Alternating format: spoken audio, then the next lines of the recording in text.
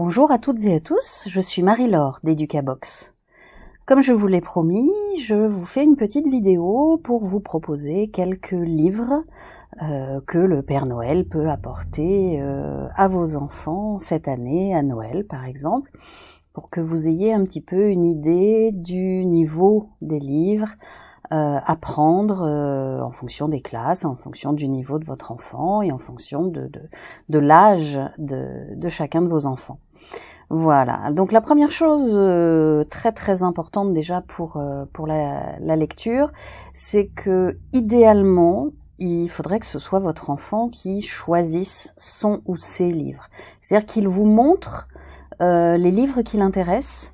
Un enfant va être attiré par une image, il va être attiré par un titre de livre, il va être attiré par des mots, enfin voilà, une couverture qui lui plaît.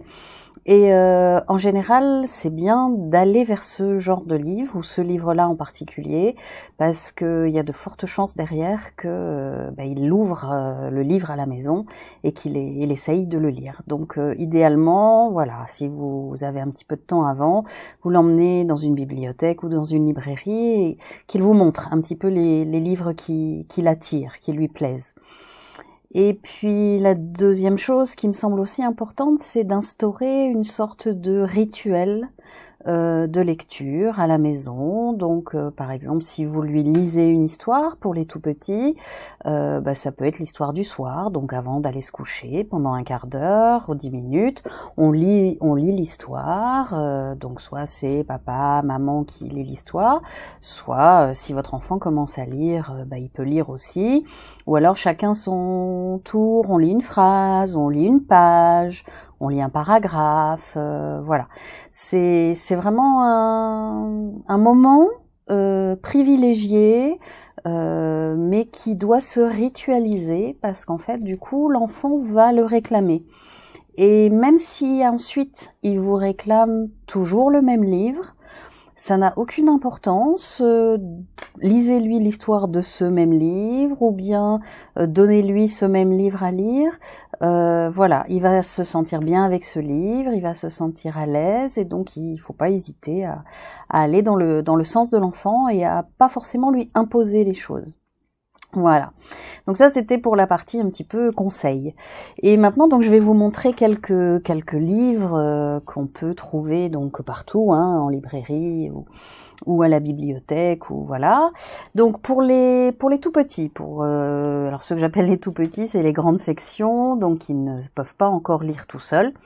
Là, vous pouvez trouver des tas d'histoires assez courtes, comme les albums du Père Castor, par exemple, dans lesquels il y a des histoires qui peuvent être amusantes, intéressantes. Vous voyez, c'est ce genre de livre, c'est très court.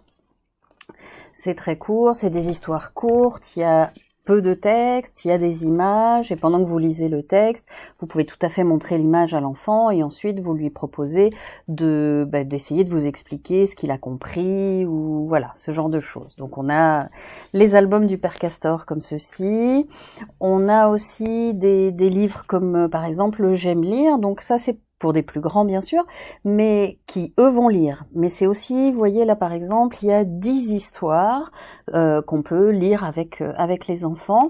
Donc là c'est des histoires un petit peu sur l'hiver, sur Noël.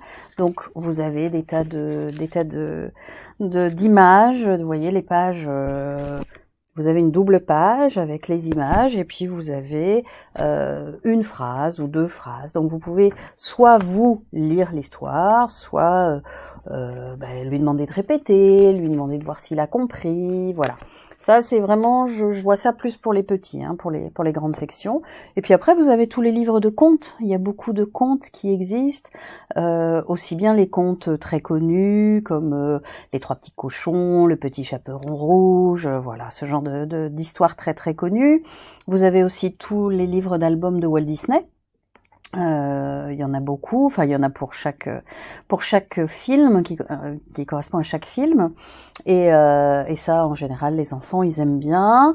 Et puis après vous avez des livres de contes comme celui-ci, vous voyez, qui en fait reprennent tout un tas de contes, le loup et les chevreaux, le vilain petit canard, bon là il y a Blanche-Neige aussi, voilà, donc on peut très bien avoir un livre comme ça et puis choisir un conte différent tous les soirs, ou une partie du conte, où on lit un conte entier sur une semaine par exemple, et donc tous les soirs on en lit un petit peu, voilà, ça en général ils aiment bien.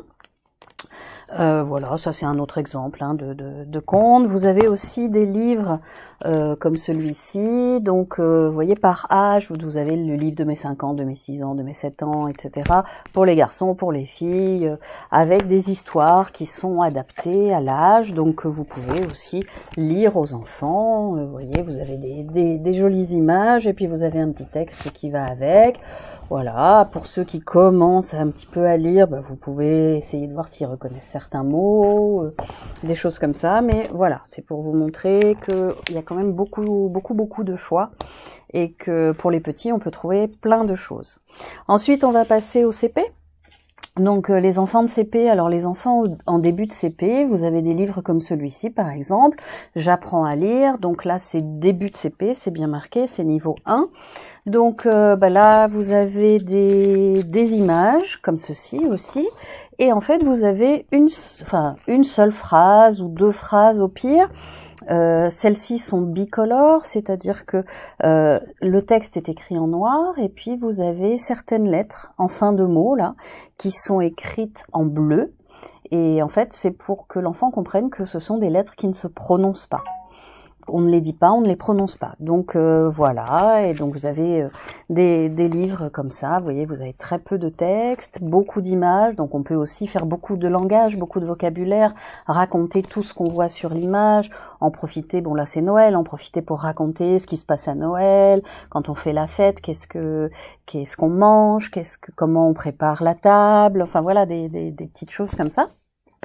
Voilà, et puis vous avez des livres aussi comme celui-ci, donc là ça s'appelle Regarde je lis, ça c'est chez Nathan, alors que l'autre vient de Hachette, mais voilà, ça c'est Regarde je lis, ça vient de chez Nathan, et donc là c'est une histoire de vélo, et c'est pareil, vous avez une image et vous avez une phrase avec des mots très simples, très courts, et c'est vraiment adapté pour les enfants qui apprennent à lire. C'est vraiment le tout début de CP, tout le premier trimestre de CP.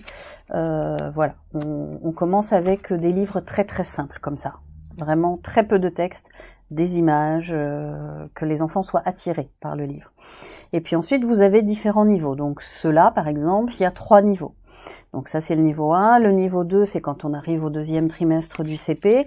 Donc là il y a un petit peu plus de texte. Ce sont toujours des mots assez faciles, mais ce sont des sons qui ont été appris à l'école, qui ont été lus, et que l'enfant connaît ou reconnaît. Et donc il y a un petit peu plus de texte. Alors là c'est pareil, quand c'est difficile, on peut partager. On lit chacun une phrase, chacun une ligne, voilà. Ou alors nous, les parents, on en lit une grosse partie, puis on demande à l'enfant de lire juste une phrase, ou voilà, des choses comme ça. Après le but est de rendre ça vraiment très amusant, très ludique, et d'entraîner l'enfant, de pas l'obliger à lire, mais vraiment de lui montrer le vrai plaisir de la lecture. Voilà. Et puis sinon vous en avez d'autres aussi, comme par exemple celui-ci qui s'appelle Je lis déjà. Donc ça c'est Fleurus Press, ça sont aussi des abonnements par exemple. Et là c'est pareil, vous avez une image et vous avez un petit texte sous chaque image. Donc ça c'est l'enfant qui à la fin du CP commence déjà à savoir lire, ou début de CE1 et qui est relativement à l'aise en lecture. Vous pouvez tout à fait lui proposer ce genre de livre. Voilà. Ensuite, on va passer au CE1. Donc pour le CE1, alors vous avez un petit peu le même genre que ce qu'on a vu tout à l'heure, de chez Milan également, mais cette fois-ci c'est vraiment pour les niveaux CE1. Et donc là vous avez aussi des petites images, mais vous avez quand même beaucoup plus de texte. Voilà, donc ce sont des mots que les enfants connaissent, des mots qu'ils ont appris, des mots, des sons, des associations de lettres qu'ils connaissent. Et c'est vraiment adapté pour eux. Voilà, donc ça c'est pour des enfants qui commencent à lire en CE1. Normalement, on commence à lire des petits textes et des petites histoires comme celle-ci.